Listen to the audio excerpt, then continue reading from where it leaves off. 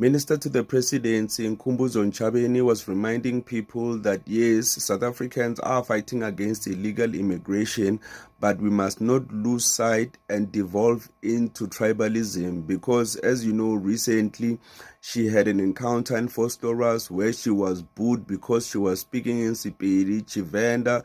People were egging her on, saying that she must speak in isiZulu, which is really confusing. I thought it was a rainbow nation, 11 official languages, anyone can speak their language, but people online are not having it because she was speaking in a speech saying that in South Africa there are people who are confronted. If you're speaking in Tshivenda, you are being confronted and saying that you are an illegal immigrant. We've seen this many times, but yeah, people online are saying that she's causing the tribalism. How she's causing tribalism while she's a victim of tribalism. They were forcing her to speak in isiZulu.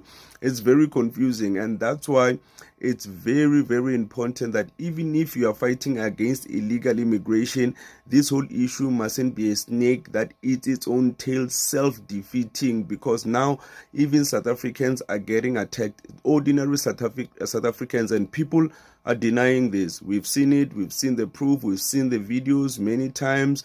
So yeah, here's Nkumbuzo speaking. This is related to the tribal mobilization that is happening, that there's a grouping that wants to mobilize people around a particular tribe. So if you cannot speak that language, then you are deemed a foreign national and you're undocumented.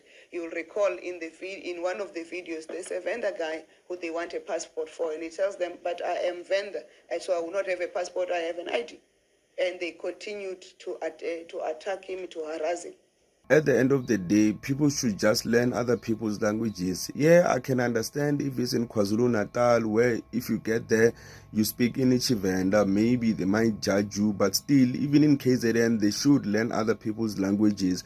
Even in Limpopo, you should learn other people's languages. You shouldn't just assume that if a person is speaking another language, especially a South African language, Sotho, Tswana, whatever language, you should be knowing it, like by default.